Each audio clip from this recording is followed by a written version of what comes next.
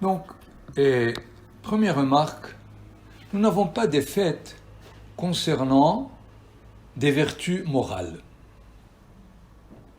On n'a pas la fête de la générosité, on n'a pas la fête de la retenue, on n'a pas la fête de la modestie. Il n'y a aucune vertu morale qui fait l'objet d'une fête. Pourquoi pas? C'est assez étonnant, à mon avis. Ce qui fait, il semble que les vertus morales doivent être acquises en dehors de la Torah. La Torah n'est pas proposée à celui qui n'a pas acquis les vertus morales. Ce n'est pas par hasard que la Torah est donnée 2248 après la création du monde, puisque l'homme à n'importe quelle génération a besoin de vertus morales. Si le but de la Torah et des mitzvot était les vertus, on aurait dû les donner depuis le départ. Ce qui fait première remarque. Deuxième remarque, par contre, les fêtes sont rattachées à des événements historiques. Je n'ai pas besoin de vous rappeler les événements, je pense que vous les connaissez, mais si vous avez par la suite des questions, nous les verrons. C'est-à-dire, une autre conclusion du fait que les Yamim Tovim sont rattachés à des événements historiques, finalement nous renseigne presque sur toutes les mitzvot. Étant donné que l'histoire concerne un peuple, il ne concerne pas des individus. Par contre, les vertus morales sont la nécessité, l'exigence de l'individu. Donc cela nous amène à conclure que la Torah et les mitzvot ne sont pas affaires personnelles. C'est l'objectif d'une nation.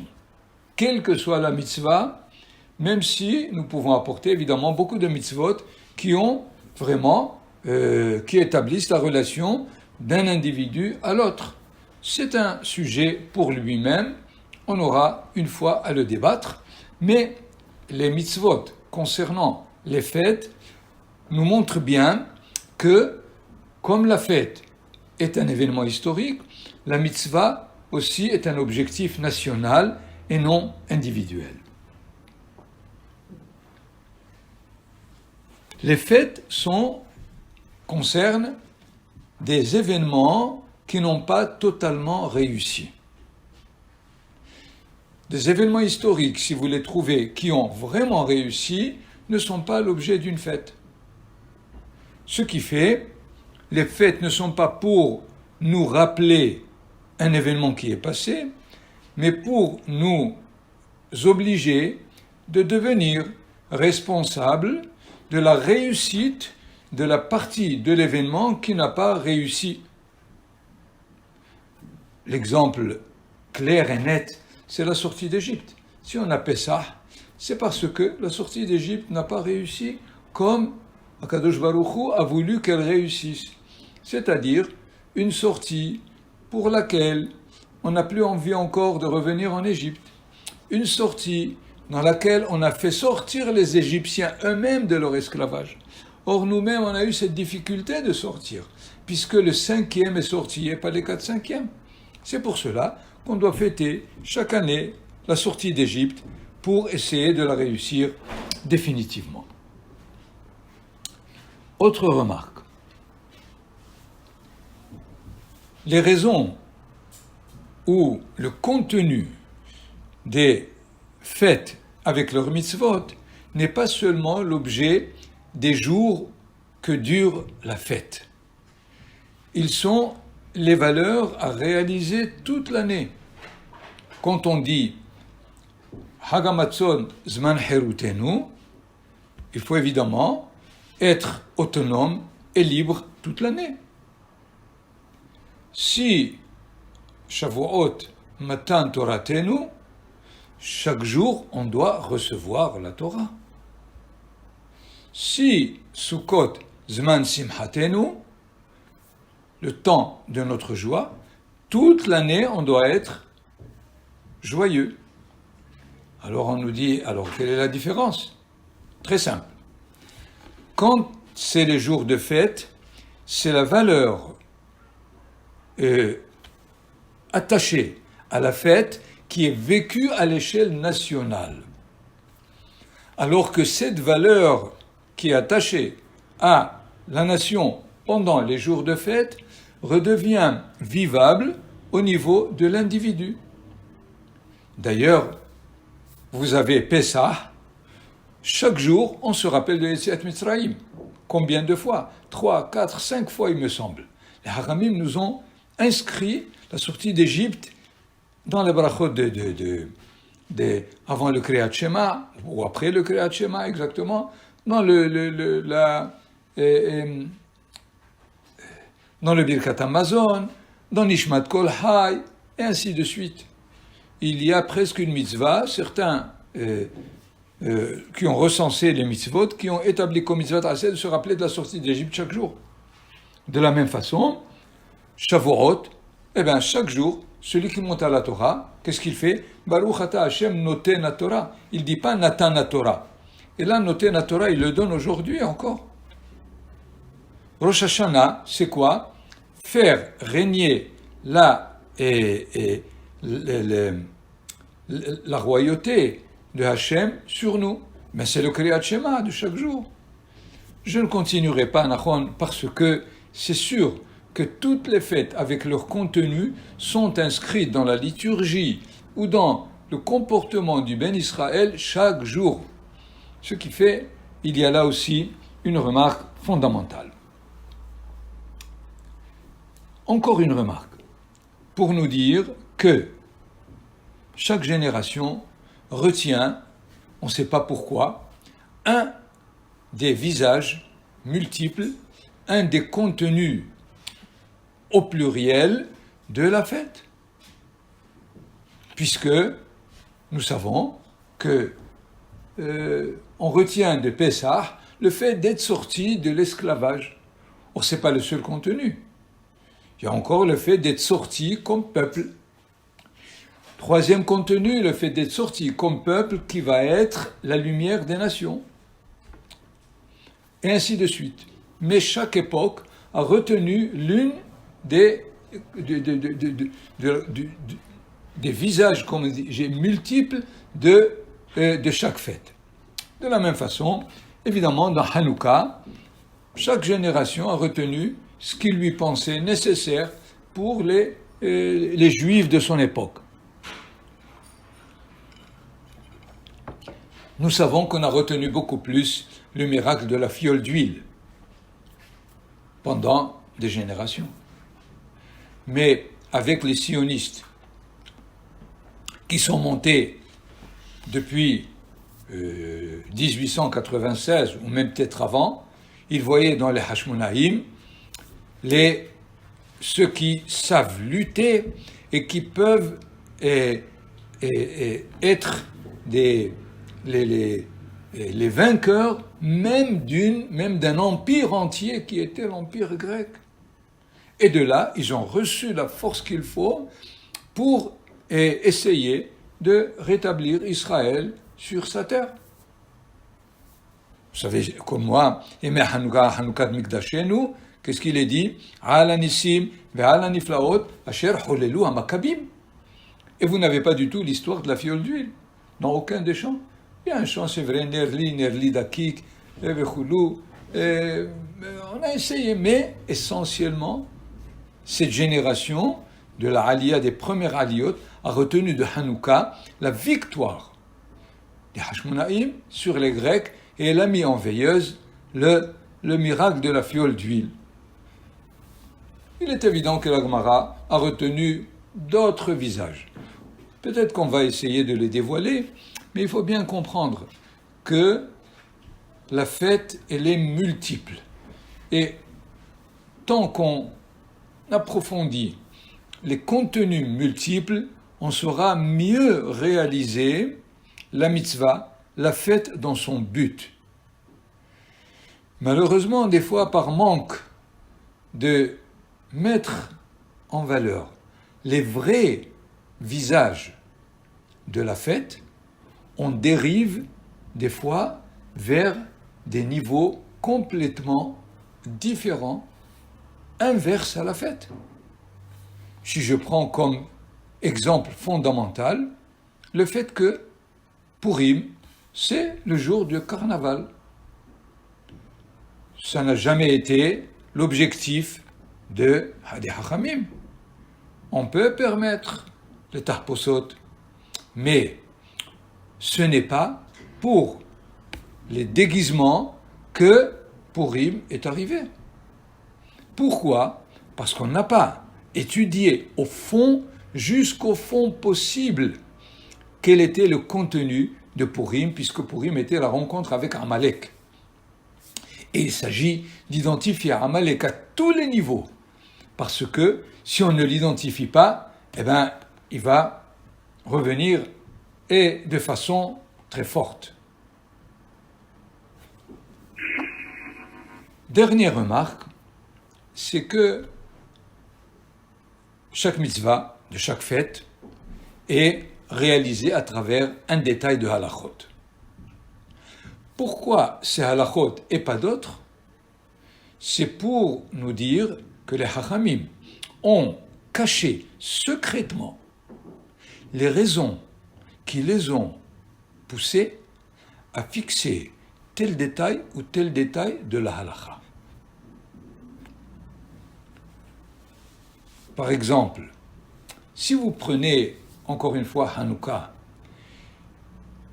pour qui la raison est la fiole d'huile, on ne peut pas expliquer le Hallel. Que vient faire le Hallel à Hanouka ? Le Hallel, on sait que Pesach, Shavuot, Sukkot, et c'est tout. À Purim, il n'y a pas de Hallel. Ça a sa raison. Mais pourquoi le Hallel à Hanouka ? Et les ajouts qu'on nous a fait dans la Hamida et dans le Birkat Hamazon, entre parenthèses, dans aucun texte concernant la Hanouka, il n'y a le récit de la fiole d'huile. Il n'existe pas. Même au moment où on allume, encore au moment où on prie, on peut dire qu'on est là pour essayer de réciter ou rappeler ce qui nous a amené à Hanouka, mais au moment où on allume les bougies de Hanouka, il était bon de nous rappeler le miracle de la fiole d'huile. Or, vous prenez le texte, il n'y a pas même un souvenir, un tracé du fait qu'on a trouvé une fiole qui ne pouvait pas durer que pendant un jour et elle a duré pendant 8 jours. À ce propos d'ailleurs, le Maharal nous met en garde. Sachez qu'aucun miracle dans l'histoire d'Israël n'a été l'objet d'une mitzvah. Il y a eu beaucoup de miracles et vous pouvez les sérier tous et vous verrez qu'aucun miracle n'a été l'objet d'une mitzvah, Hanouka inclus aussi. Ce qui fait, nous aurons bien sûr à expliquer, alors que fait le récit de la fiole d'huile ? On répondra. Mais il n'est pas possible que Hanouka, au niveau du miracle de la fiole d'huile, fasse exception à tous les miracles. D'ailleurs, vous avez comme exemple très clair le fait que le miracle du 7e jour de Pessah était l'ouverture de la mer Rouge, et ça n'a laissé aucune trace. Rien du tout. On ne nous a pas dit, prenez, un seau d'eau et divisez-le en deux, comme ça vous vous rappelez de l'ouverture de la mer Rouge, ou quelque chose de ce genre. Il n'y a rien. Alors que le premier jour de Pessah est plein de mitzvot, la matzah, le maror, les arba kosot, le 7e jour de Pessah, aucune mitzvah. C'est un jour de fête et puis c'est tout. Donc, nous allons essayer de nous débarrasser une fois pour toutes que Hanouka, c'est à cause de la fiole d'huile. Et pour être prêt à comprendre, à intérioriser ce qu'est vraiment Hanouka, pourquoi les Hakamim ont institué Hanouka. Certainement pas pour nous rappeler le fait qu'on a allumé la menorah avec l'huile qu'on a trouvée. Parce que si la raison est de nous rappeler la menorah qui a été allumée par la fiole d'huile, alors on trouverait des points communs entre la menorah et la Hanoukia. Or, il n'y en a aucun. Quand on essaye de serrer les halachot de Hanouka par rapport à la menorah, on les trouve à l'opposé. La menorah, il faut l'allumer avec de l'huile d'olive pure. La Hanoukia, avec tout ce que vous voulez. Il n'y a aucune halakha à propos du fuel, comme on appelle ça, de ce qui me permet d'allumer, du combustible, si je peux dire. Il n'y a pas. Deuxième, la Hanoukia, c'est 8 bougies. Et la menorah, 7. Troisième différence. La menorah, on l'allume entièrement. La Hanoukia, 1, 2, 3, 4, jusqu'à 8. La menorah, il faut qu'elle soit allumée du coucher du soleil jusqu'au lever du soleil le lendemain. La Hanoukia, une demi-heure. La menorah, on l'allumait à l'intérieur du Beit HaMikdash. La Hanoukia, dehors. Alors, où est-ce que la Hanoukia me rappelle la menorah? Nulle part. C'est sûr donc que j'allume la Hanoukia pour tout à fait une autre raison. Il me semble que là, nous sommes obligés d'abord de remonter à l'événement lui-même, qui a causé tout ce qui concerne la fête de Hanouka.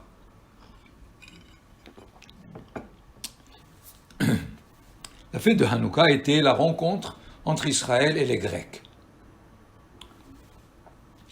L'Empire grec, à son commencement, a fait j'allais dire presque une alliance. Non, mais on s'est rapproché de façon très positive des Grecs. Les Grecs ont voulu de nous, et nous avons voulu d'eux. Ils ont rencontré, selon l'Agmara, le grand prêtre Shimon HaTzadik. Alexandre le Grand est arrivé jusqu'en Israël et il y a eu toute une rencontre très positive. L'Agmara nous raconte d'ailleurs quelque chose de difficile à imaginer, puisque dès que ils ont entendu que Alexandre le Grand arrive, immédiatement, Shimon HaTzadik s'est habillé, il a pris avec lui tous les notables d'Israël, et c'était le soir, et ils se sont rencontrés juste le matin, à l'aube. Et dès qu'ils se sont rencontrés, Alexandre le Grand est descendu de son cheval et s'est prosterné devant Shimon HaTzadik. Tous ces soldats étaient sous un choc. Comment Alexandre le Grand se penche devant un juif, le prêtre? Et alors, immédiatement, Alexandre leur dit: jusqu'à présent, j'ai fait des guerres. Et à chaque guerre, il y avait comme un visage devant moi, celui que je vois ici, le grand prêtre. C'est sûr que c'est un homme de valeur et un peuple de valeur.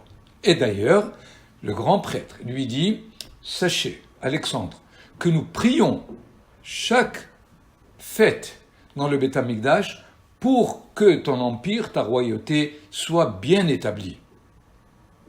Donc, Israël reconnaissait l'empire grec.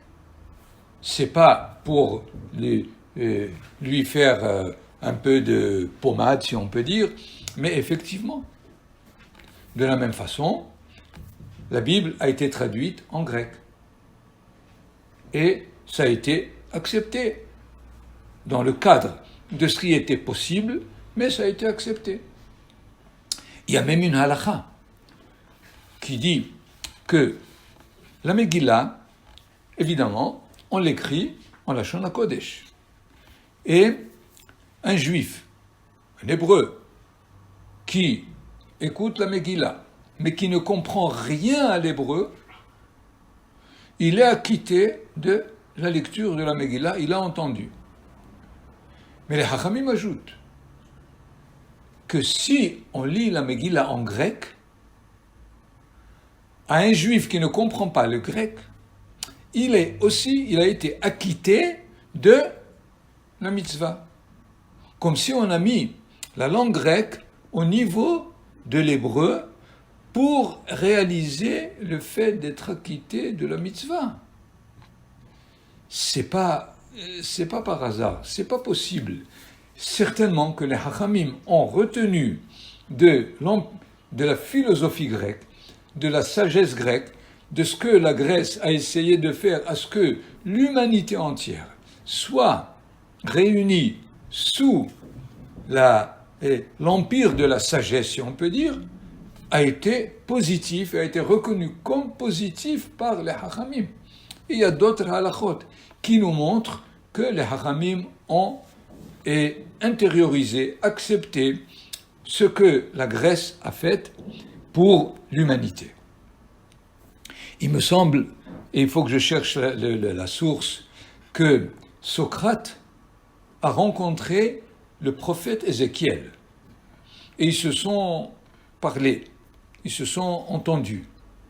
C'est-à-dire qu'il y a eu déjà depuis le départ, et presque pendant un siècle, il y a eu une interpénétration des civilisations judéennes et grecques de façon normale, jusqu'à ce que est arrivé ce Antiochus Épiphane, le César, si on peut dire, syro-hellénique, qui a mis le désordre. Il a commencé à faire des édits pour introduire le culte idolâtre à l'intérieur du Beth Amikdash. Évidemment, ça ne marchait plus. Mais mis à part cette période très critique, le jumelage entre le monde grec et le monde judéen pouvait être positif. C'est-à-dire, si les Judéens hellénisants savaient comment introduire, accepter, traduire la philosophie grecque au profit de la Torah et de l'humanité, ça aurait été les temps du Mashiach, à la limite. Mais ils ont mal intégré, digéré la philosophie grecque au point où ils l'ont placée comme anti-Torah par rapport, évidemment, aux grands d'Israël qui sont restés liés à la Torah. C'est d'ailleurs ce que les Hachamim ont institué dans Al-Anissim, que Sha'amda Malchut Yavan Arsha'a, c'est pas Malchut Yavan, mais Malchut Yavan Hare Sha'a, qui a pris l'habit de l'Arish'ut. Pourquoi? Al-Amecha Israël, Eshakeham mitoratecha. Elle voulait les faire oublier ta Torah. Et il faut bien remarquer, il n'est pas dit faire oublier la Torah, parce que les Grecs ont reconnu la valeur de la Torah. Mais en tant que la Torah que Dieu a donnée comme dévoilement du comportement de l'humain, ça, ils ont voulu le déraciner. Et à ce niveau-là, on ne s'entend pas. C'est vrai. Mais il aurait été nécessaire, du côté d'Israël, de savoir expliquer, de savoir faire admettre, comme l'ont fait après ça les générations, comme Maïmonide dans son livre des Égarés, comme Rabbi Yehuda Levi dans son livre du Kuzari, comme le Maharal l'expliquera, comme le Gaon de Vilna l'expliquera. Et c'est parce que ces hellénisants du temps des Grecs n'ont pas su comment faire de ce jumelage entre Israël et les Grecs sans que ça se déchaîne en lutte armée, on aurait pu probablement être déjà au temps du Mashiach. Et c'est dans ce sens où Hanouka est encore là. Parce que je voudrais ici faire encore une remarque à propos de Hanouka par rapport au jour de fête qui était institué du temps de Baït Sheni. Il y a ce qu'on appelle dans la littérature du deuxième temple, ce qu'on appelle Megillat Ta'anit. C'est pas Masechet Ta'anit, c'est pas le traité de Ta'anit dans le Talmud, mais c'est Megillat Ta'anit, c'est un livre à part. Quel est son contenu? C'est les jours de fête du temps du deuxième temple qui ont été fixés à l'occasion de certains événements locaux. Par exemple, nous savons que les pharisiens étaient toujours en désaccord avec les sadducéens à propos des mitzvot. À chaque fois que les pharisiens prenaient le dessus et montraient que les sadducéens ou les battuséens avaient tort, ils le fixaient comme jour de fête. Lorsque les Asmonéens ont conquis la Hakra, qui était une tour de contrôle à Yerushalayim des Grecs, ils ont fixé un jour de fête. Lorsqu'ils ont conquis Beth She'an des occupants de ce temps, ils ont fait un jour de fête. Et comme ça, il y a à peu près 25 jours de fête dans cette Megillat Ta'anit. Lisez-la une fois, c'est très bon, c'est une bonne littérature pour vous imprégner de ce que, du temps du deuxième temple, on considérait tout événement qui arrivait en Israël comme aujourd'hui, sans parler évidemment de Yom HaAtzmaut, de Yom Yerushalayim, il aurait fallu combien d'événements leur fixer des fêtes, au moins pour cette génération, pour qu'on leur montre combien nous sommes conscients que c'est la providence divine qui les amène. Et ce n'est pas les conjonctures politiques, et comme aujourd'hui, celui-là, il rit de l'accord entre le Maroc et Israël, et l'autre, il fait de la blague sur les Émirats, et l'autre... Et on n'arrive pas à comprendre combien la providence divine essaye de nous pousser et de pousser l'humanité à nous reconnaître pour qu'on remplisse notre rôle. Donc je reviens.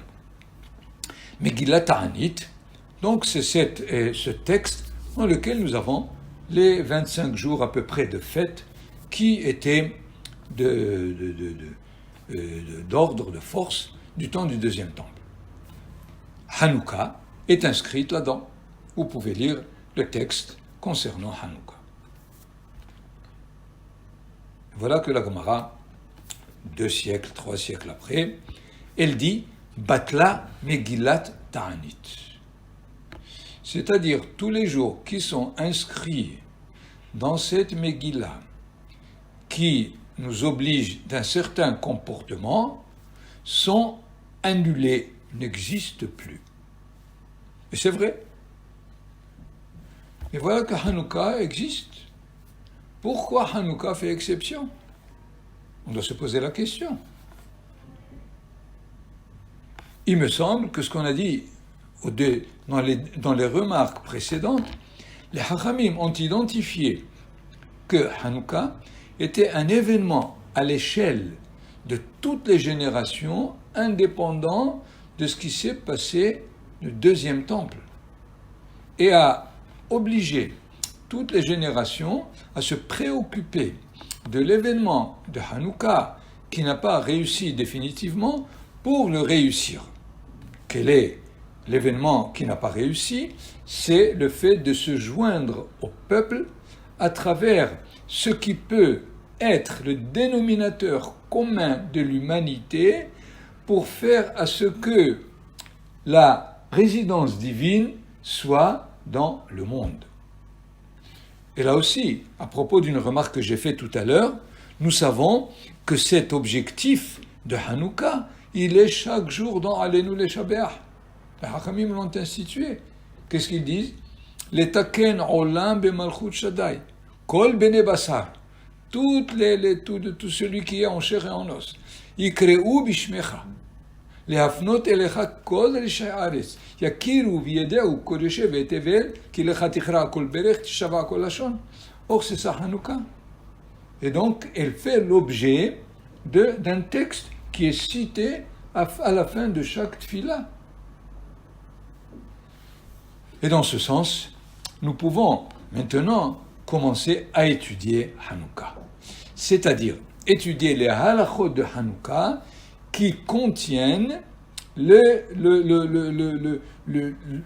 l'objectif pour lequel, le but pour lequel cette fête a été maintenue malgré la dissolution de toutes les fêtes qui ont existé du temps du Deuxième Temple.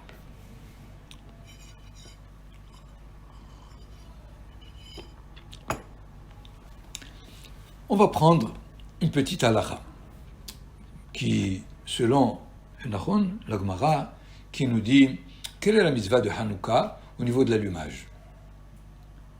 Et voilà que la halakha s'exprime en 3 mots. Ner, ish ou veto. Quelle est la mitzvah? C'est d'allumer chaque soir une bougie par famille. Donc, c'est important de connaître cette halakha. D'abord, celui qui se trouverait quelque part et il n'a que 8 bougies, il ne va pas allumer la première 1, et la deuxième 2, et la troisième 3, il n'aura plus après le 3e jour rien du tout. Il est obligé d'allumer une bougie chaque soir pour allumer chaque soir. C'est nécessaire. Ça peut arriver, sachez-le, je ne sais pas, du temps des guerres d'Israël, où le soldat se trouvait quelque part jeté là-bas à la frontière israélienne, et qui n'avait pas tout le confort des 8 bougies ou des 44, 45 bougies il pouvait allumer une bougie. Bon, c'est donc à l'origine de la halakha, la bougie de Hanouka ne pouvait être la menorah, puisque la mitzvah c'est d'allumer une, et pas 8, et pas 7. Mais le texte nous dit ner ish ou veto, c'est-à-dire allumer la Hanouka une par famille, et pas comme les Ashkénazes le font, chaque membre de la famille allume sa Hanoukia. Cette règle existe, c'est vrai, mais les Sfaradim ont retenu celle de ner ish ou veto. Mais quelle est l'importance de ner ish ou veto? En quoi est-ce que le détail de la famille est important dans Hanouka? Il semble que là, un enseignement de base, puisque on nous met en garde contre une certaine idée philosophique qu'ont développée les philosophes grecs, où on a mis comme base de la valeur de l'homme l'individu. Que l'individu soit Yitzhak ben Moshe ou Aaron ben Yaakov, ça ne m'intéresse pas. La relation familiale est seconde. L'essentiel, c'est l'individu. Sa façon de penser, sa façon de se comporter, etc., etc. S'il est le fils de monsieur tel, c'est à côté. Et là, les Hachamim nous disent, attention, la Efer. Ici, chez nous, la généalogie, la famille, c'est le premier principe de base. C'est pour cela qu'ils nous disent ner, ish ou veto. Il faut que ça soit clair que la mitzvah de la Hanouka met en relief, met en valeur la valeur de la famille. Nous ne sommes pas le fils de n'importe qui. Nous sommes le fils de tel, de tel et de tel et de tel jusqu'à Abraham, Yitzhak et Yaakov. Et c'est ça où les Hachamim ne sont pas d'accord avec les Grecs. Alors, ils ont mis une halakha, ner ish ou veto. Vous voyez que dans un détail halachique s'inscrit tous les détails, si on peut dire, de cette rencontre entre Israël et le monde de la Chokhma grecque. De la même façon, et la Gemara continue, nous sommes encore là, à l'intérieur de la Gemara, une bougie pour chaque personne tous les 8 jours. Jusqu'à présent, on n'est pas arrivé à 8, ni de 1 à 8, ni de 8 à 1.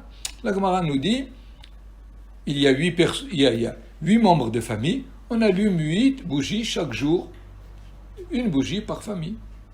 C'est-à-dire, ce n'est qu'après que tu aies intégré la valeur de la famille que tu peux maintenant aborder la valeur individuelle.